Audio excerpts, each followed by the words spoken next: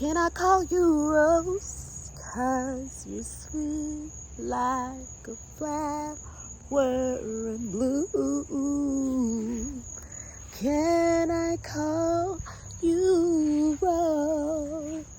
This is my mom-in-law's garden. I'm gonna take you on a walk through the garden. I love coming to visit Bay's family in the summer because I get to see just how magical the garden is looking now. She spends a lot of time in the spring prepping to make sure her plants will be ready for the summer. I'm seriously obsessed with her garden. I mean, look at all these beautiful plants. Not even gonna lie to you, whenever I come into town, I seriously go ghost because I am just in the backyard chilling, walking around, looking at all these plants. I'm not an expert in what all these plants are called, so if you guys have any idea what any of these plants are called for other people, let us know so that we can collect some of these next year and make sure that our gardens are looking cute. Now, she inspired me to actually start planting little plants in my small balcony at home, so I want to show you guys what you can do with your gardens too. Some of the plants grow on their own every season, while others she has to manually plant